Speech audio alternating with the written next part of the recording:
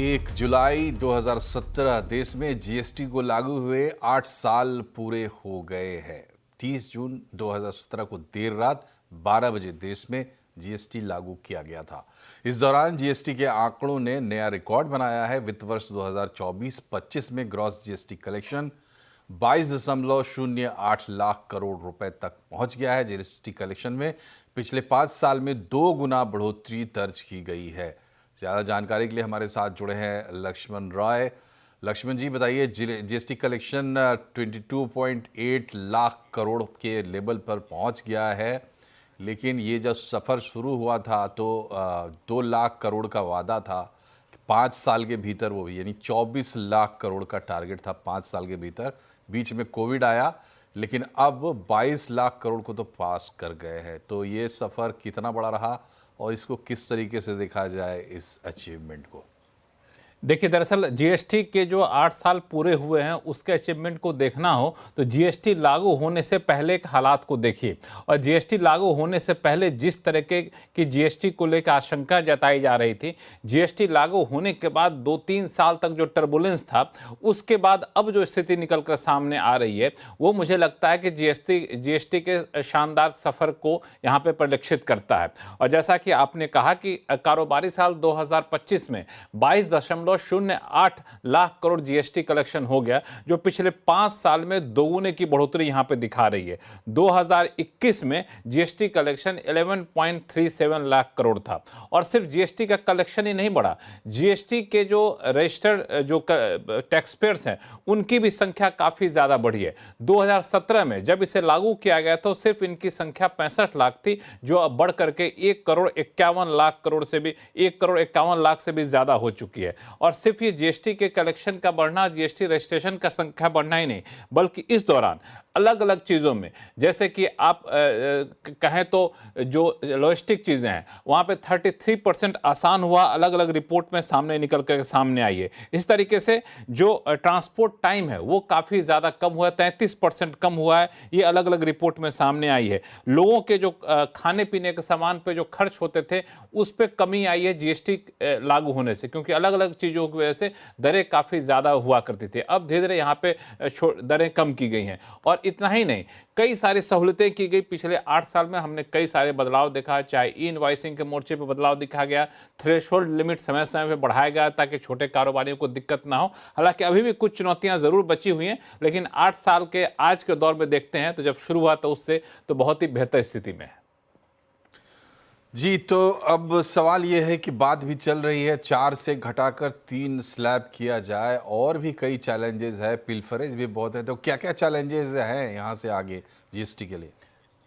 देखिए, यहाँ पे 2 मुख्य चैलेंज है। पहली चुनौती यह है कि जीएसटी की दरों को और ज़्यादा आसान कैसे किया जाए। जब जीएसटी लागू होने की बात चल रही थी तो हुआ था कि एक देश एक टैक्स रहेगा, जो व्यवहारिक तौर पे संभव नहीं है। फिर उसके बाद अलग अलग प्रस्ताव निकल कर आए जहाँ पे हुआ कि 2 टैक्स होना चाहिए, 2 से ज़्यादा टैक्स की दरें ना हो। फिर हुआ 3 होना चाहिए, अभी फिलहाल 4 है, इसको घटा के 3 या 2 तक लाने का प्रस्ताव है। इस पर जीएसटी काउंसिल के भीतर अलग अलग काउंसिल बनी हुई है। बिहार के उप मुख्यमंत्री सम्राट चौधरी की अगुवाई में कमेटी बनी हुई है, जिसने अपने रिपोर्ट को मोटे तौर पर अंतिम रूप दे दिया है। तो सबसे बड़ी चुनौती है कि जीएसटी के टैक्स की दरों को कैसे कम किया जाए, यानी जो अलग अलग 4 स्लैब उसको घटा के 2 ला दिया जाए। तो मुझे लगता है ये सबसे बड़ी चुनौती है, और ये अगले कुछ महीनों के भीतर मुझे लगता है कि इस पर कोई ना कोई फैसला हो जाना चाहिए। अलग कुछ सामानों को लेकर टैक्स दरें क्या हो, इस पर भी चर्चा हो रही है। दूसरा, जो इससे ज्यादा दिक्कत है, जो कारोबारियों को दिक्कतें हो रही हैं, वो कि अभी भी जीएसटी रिटर्न फाइल करने में, जीएसटी रजिस्ट्रेशन कैंसिल हो जाने में, लेट फील होकर के अभी भी कई सारी व्यवहारिक दिक्कतें हैं, जो व्यवस्थागत गणित हैं, जो व्यवस्था में दिक्कत है उसको सुधारना है, जो टेक्निकल चीजें हैं, आईटी इंफ्रास्ट्रक्चर, उसको बेहतर करना है। तो एक दूसरी चुनौती है जिसपे मुझे लगता है काम करने की जरूरत है। तो ये 2 चुनौतियां हैं जो आने वाले सालों में जीएसटी और कितना ज्यादा सफल हो पाती है उसको तय करेंगी। बहुत बहुत शुक्रिया आपका लक्ष्मण जी, तमाम बातचीत के लिए। बढ़ते हैं आगे और बात करते हैं इंडस्ट्रियल प्रोडक्शन की। इंडस्ट्रियल प्रोडक्शन के मोर्चे पर बुरी खबर है। मई में इंडस्ट्रियल प्रोडक्शन 9 महीने के निचले स्तर पर पहुंच गया है। मई आईआईपी ग्रोथ 2.6% से घटकर 1.2% हो गई है। इस दौरान मैन्युफैक्चरिंग ग्रोथ 3.1% से घटकर 2.6%, इलेक्ट्रिसिटी ग्रोथ 1.7% से घटकर -5.8% पर चली गई है। कंज्यूमर ड्यूरेबल्स ग्रोथ भी 6.2% से घटकर -0.7% हो गई है। प्राइमरी गुड्स की ग्रोथ भी घटी है। हालांकि मई में mining, capital goods, infra goods और नॉन कंज्यूमर ड्यूरेबल ग्रोथ में बढ़ोतरी भी दर्ज की गई है। कल यानी 1 जुलाई से रेलवे में कई बड़े बदलाव होने वाले हैं। कल से रेल किराया बढ़ने वाला है, साथ ही तत्काल टिकट बुक करने के लिए आधार जरूरी हो जाएगा। इसके अलावा रिजर्वेशन चार्ट 4 घंटे की बजाय 8 घंटे पहले ही बन जाएगा। इन सभी अहम बदलावों पर रेल मंत्रालय के प्रवक्ता दिलीप कुमार से खास बातचीत की दीपाली नंदा ने।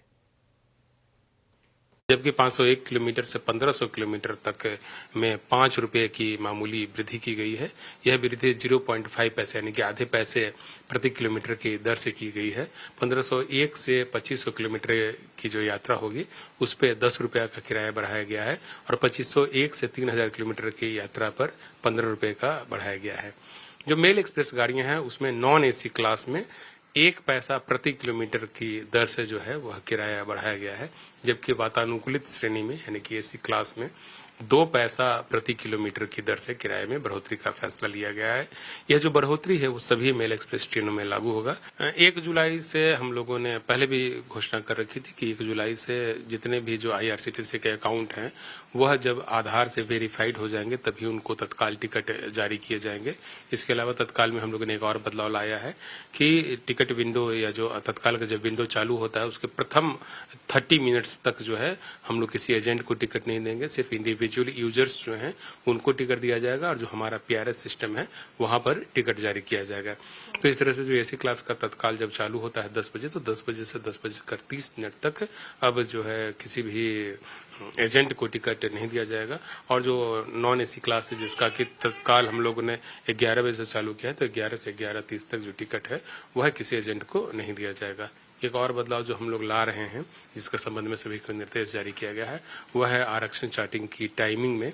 पहले गाड़ी के प्रस्थान होने के 4 घंटा पहले आरक्षण चार्ट बन जाता था और लोगों को जो वेटिंग लिस्ट में थे उनको उनके टिकट की स्थिति की सूचना मिल जाती थी, चाहे तो वह कंफर्म है या नहीं कंफर्म है। और यदि कंफर्म होता था तो हम लोग उनको बर्थ नंबर अलॉट कर देते थे। तो ये 4 घंटे वाली व्यवस्था को बदल कर करके अब 8 घंटे में तब्दील कर दिया गया है। बहुत सारे यात्रियों से हमें सुझाव मिला था कि जब कम समय रहता है तो उनको ट्रेन पकड़ने में दिक्कत होती है या टिकट के कंफर्म न होने की स्थिति में अल्टरनेटिव मोड से ट्रांसपोर्टेशन की व्यवस्था करने में दिक्कत होती है। तो इसी को फैसिलिटेट करने के लिए हम लोगों ने यह व्यवस्था की है कि आरक्षण की शुरुआत हो चुकी है या होने जा रही है, कौन से जोन्स में की जाएगी या फिर पूरे देश भर में एक साथ लागू किया जाएगा? ट्रायल बेसिस पर हम लोगों ने जयपुर में एक ट्रेन को लिया था जहां पर कि 24 घंटे पहले आरक्षण चार्टिंग की जा रही थी, लेकिन उस ट्रायल से जो हमें रिजल्ट मिले हैं, जो फीडबैक मिला है उसी के आधार पर एनालिसिस करते हुए हम लोगों ने यह 8 घंटे वाला समय जो है निर्धारित किया है। एक और चीज इसमें है कि यदि दोपहर 2 बजे से पहले ट्रेन का डिपार्चर है तो फिर उसकी जो चार्टिंग है वह 1 दिन पहले रात्रि 9 बजे ही बन करके तैयार हो जाएगी। प्रदेश के सभी राज्यों में मॉनसून पहुंच गया है। बीते 24 घंटे में हिमाचल प्रदेश और उत्तराखंड में भारी बारिश का सिलसिला जारी है। हिमाचल के सोलन इलाके में लैंडस्लाइड के कारण सड़क पर मलबा गिर गया, जिससे वाहनों की आवाजाही बाधित हो गई है। इधर उत्तराखंड में जगह जगह अलर्ट जारी किया गया है। कई जिलों में भूस्खलन की घटनाएं सामने आई हैं, जिससे सड़क मार्ग बंद हो गए हैं। प्रशासन ने लोगों से पहाड़ों की यात्रा से बचने और सुरक्षित स्थानों पर रहने की अपील की है। देश भर में मानसून सामान्य से 8 दिन पहले ही पहुंच गया है। मौसम विभाग के मुताबिक अगले 6 से 7 दिन भारी बारिश की संभावना है। मौसम का मिजाज कैसा रहने वाला है और आगे कैसे रहेगी मानसून की चाल बता रहे हैं असीम बनचंदा। मॉनसून ने इस बार 8 दिन पहले ही केरल तट के ऊपर दस्तक दे दी थी और 24 मई को ही केरल पहुंच गया था। उससे बाद मानसून काफी 4 से 5 दिन काफी तेजी से आगे बढ़ा और उसने दक्षिण भारत को पूरी तरह से कवर कर लिया। लेकिन महाराष्ट्र पहुंचने के बाद मानसून ने ब्रेक लिया और 10 से 12 दिन के ब्रेक के ऊपर चला गया और ब्रेक के बाद मानसून फिर से रिवाइव हुआ और अब मानसून ने पूरे भारत को कवर कर लिया। वैसे तो मानसून 38 दिन के अंदर पूरे भारत को कवर करता है, लेकिन इस बार मानसून ने जल्दी ही 30 दिन के अंदर ही पूरे भारत को कवर कर लिया। अब मौसम विभाग ने अगले 6 से 7 दिन कई राज्यों में भारी बारिश की चेतावनी जारी की है। खासतौर पर कि जो मध्य भारत है, पूर्वोत्तर भारत है या उत्तर भारत है, उसके अंदर मौसम विभाग ने भारी बारिश की चेतावनी जारी की है। पहाड़ों पर भी इस वक्त काफी बारिश हो रही है, जिसको लेकर के मौसम विभाग ने हिमाचल प्रदेश और उत्तराखंड के अंदर रेड अलर्ट ऑलरेडी जारी कर दिया। बाकी दूसरे जितने भी राज्य हैं उत्तर भारत के, वहां पर मौसम विभाग ने येलो अलर्ट जारी किया है। दिल्ली के अंदर भी येलो अलर्ट जारी किया है। मौसम विभाग के मुताबिक अगले 6 से 7 दिन पूरे भारत के अंदर या फिर यूं कहे उत्तर भारत के अंदर भारी बारिश देखने को मिल सकती है। और बिहार में चुनावी साल है, सियासत जम के हो रही है। तेजस्वी यादव के वफ बचाओ दस्तूर बचाओ सम्मेलन में दिए गए बयान पर बीजेपी ने बड़ा पलटवार किया है। बीजेपी प्रवक्ता सुधांशु त्रिवेदी ने तेजस्वी पर आरोप लगाया है कि अगर बिहार में उनकी सरकार आई तो वो शरिया कानून लागू कर देंगे। पूरा विपक्ष संविधान के खिलाफ है, हम संविधान को कूड़ेदान में फेंकने नहीं देंगे। सुधांशु त्रिवेदी ने कहा है कि आरजेडी एसपी का समाजवाद नहीं नमाजवाद है, लेकिन हम किसी भी कीमत पर शरिया नहीं लाने देंगे।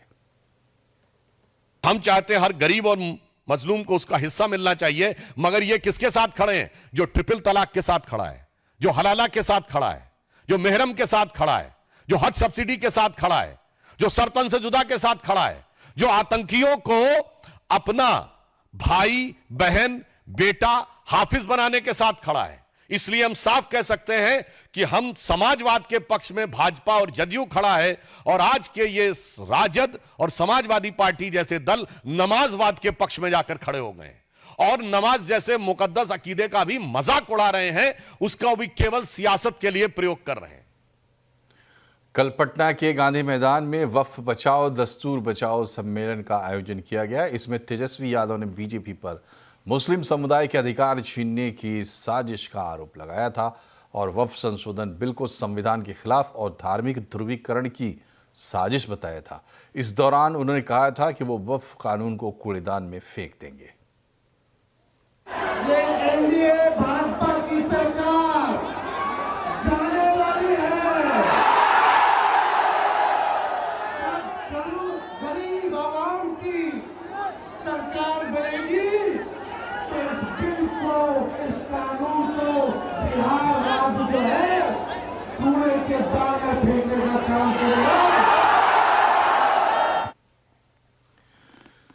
इधर सुधांशु त्रिवेदी के बयान पर आरजेडी ने फिर पलटवार किया है। आरजेडी का कहना है कि अगर शरिया से देश नहीं चलेगा तो ना नफरत और नागपुरिया कानून से भी देश नहीं चलेगा।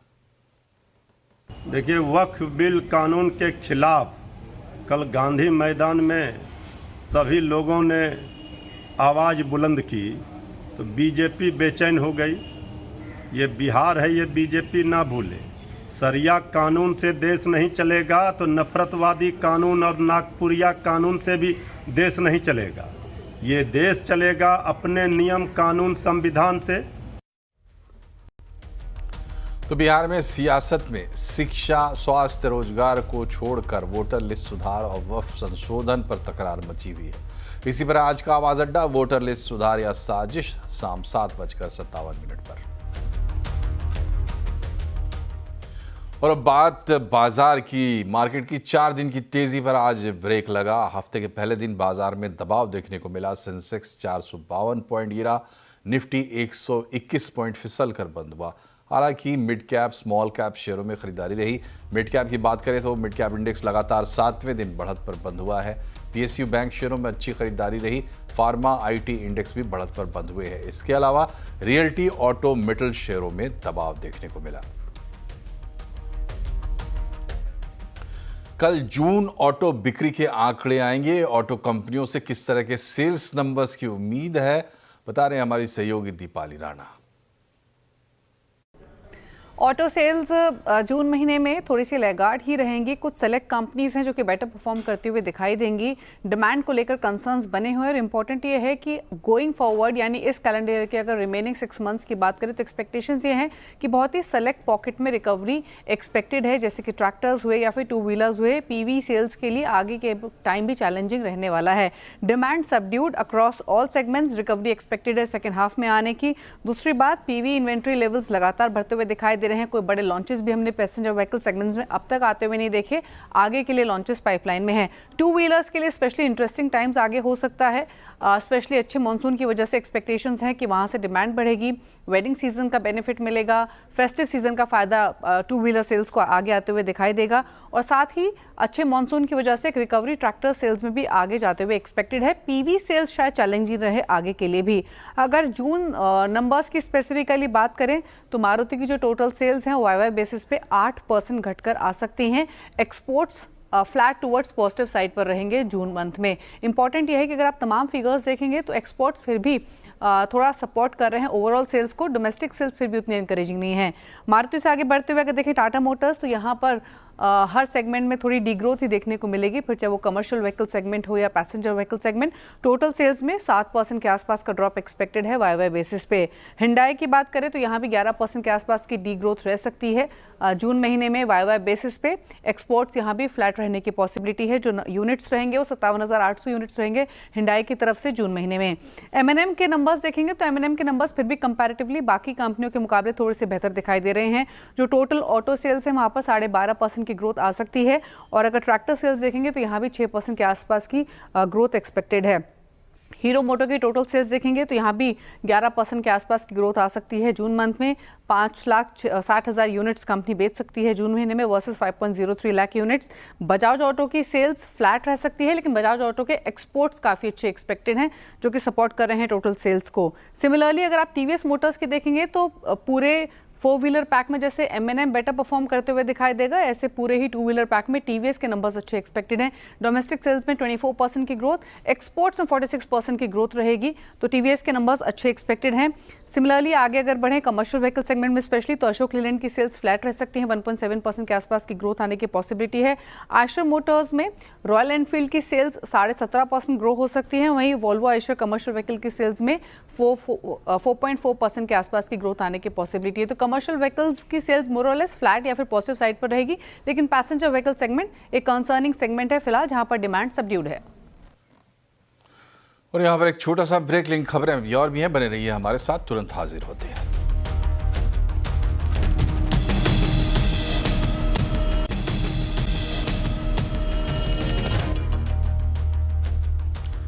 ब्रेक के बाद एक बार फिर से आपका स्वागत है। NMDC स्टील का नगरनार प्लांट इसी साल अपनी पूरी 3 MTPA कैपेसिटी हासिल कर लेगा। कंपनी का स्पेशलिटी स्टील और ग्रीन स्टील को लेकर क्या योजना है, इस पर प्लांट के एग्जीक्यूटिव डायरेक्टर MNVS प्रभाकर से खास बातचीत की असीम मनचंदा ने। हम इस वक्त NMDC के नगरनार स्टील प्लांट में मौजूद है और हमारे साथ उनके ED MNVS प्रभाकर जी मौजूद है। उनसे बात कर ले। सर, दूसरे प्लांट्स के मुकाबले बात करूँ इस प्लांट की तो रिलेटिवली काफ़ी नया है, 2023 में ये आया है। अभी तक हम इसकी अगर कैपेसिटी की बात करें तो किस तरह की कैपेसिटी आप इसको देखने को मिल रही है? NMDC स्टील लिमिटेड इस साल जिस रफ्तार से चल रही है तो इसी साल हम लोग अपना 3 मिलियन टन हॉट मेटल का प्रोडक्शन अचीव करेंगे। तो हम लोग सारी कोशिश कर रहे हैं उस डायरेक्शन की ओर, और जिस रफ्तार से चल रही है और जिस तरह का हमको सपोर्ट मिल रहा है, हम लोग बिल्कुल श्योर हैं कि ये टारगेट हम लोग इस साल जरूर अचीव करेंगे। अगर मैं ब्लास्ट फर्नेस की बात करूं, कैपेसिटी किस चीज पर चल रही है अभी फिलहाल उसकी? तो blast furnace already 3 million ton के रेंज में चल रही है और इस साल जरूर हम अचीव कर लेंगे, और आगे हम लोग कोशिश करेंगे इवन 3 मिलियन टन का रेटेड कैपेसिटी जो है उसको पार करने का। ऐसे काफ़ी दिन आए हैं इस साल भी जिसमें हमारे रेटेड कैपेसिटी से हम ऊपर परफॉर्म किए हैं। जैसे 2 दिन पहले की बात है, हम लोग 117% ऑफ द रेटेड कैपेसिटी में हमने परफॉर्म किया था, और ये कोशिश हमारा कंटिन्यूस रहेगी कि रेटेड कैपेसिटी ही नहीं उससे ऊपर परफॉर्म करके दिखाएं। ईरान इजराइल की 12 दिन लंबी जंग के बाद ईरान के गुस्से का नया चेहरा सामने आया है। ईरान के सबसे बड़े शिया धर्मगुरु ने अमेरिका के राष्ट्रपति डोनाल्ड ट्रंप और इजरायल के प्रधानमंत्री बेंजामिन नेतन्याहू को खुदा का दुश्मन करार देते हुए फतवा जारी किया है। इस फतवे में दोनों नेताओं को मोहरब यानी ईश्वर से युद्ध करने वाला अपराधी बताया गया है।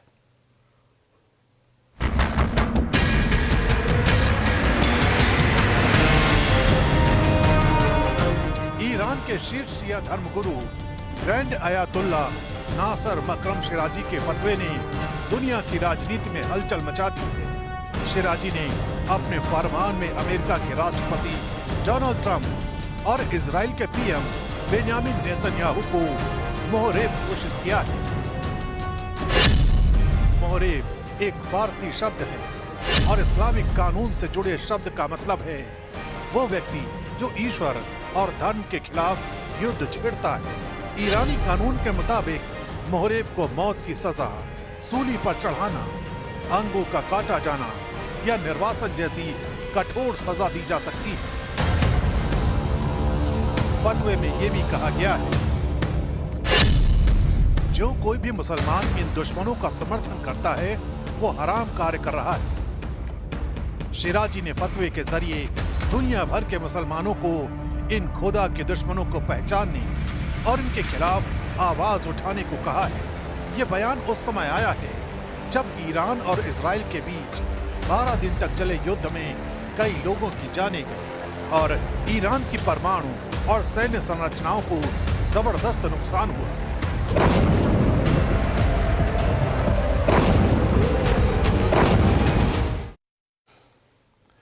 तेलंगाना की रंगारेड्डी जिले की एक केमिकल फैक्ट्री में जोरदार धमाका हुआ है। इसमें 8 लोगों की मौत की खबर है और 26 से ज़्यादा लोग घायल बताए जा रहे हैं। ये विस्फोट फैक्ट्री के रिएक्टर यूनिट में हुआ है। हालांकि धमाके की वजह का पता अभी तक नहीं चल पाया है।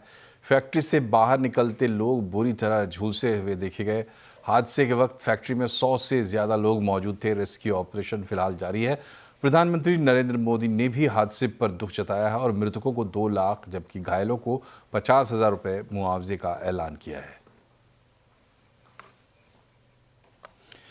और इसी के साथ बुलेटिन में फिलहाल इतना ही, लेकिन खबरों पर लगातार अपडेट रहिए और इसके लिए जुड़े रहिए CNBC आवाज़ से। हम सोशल मीडिया पर भी मौजूद हैं। नमस्कार।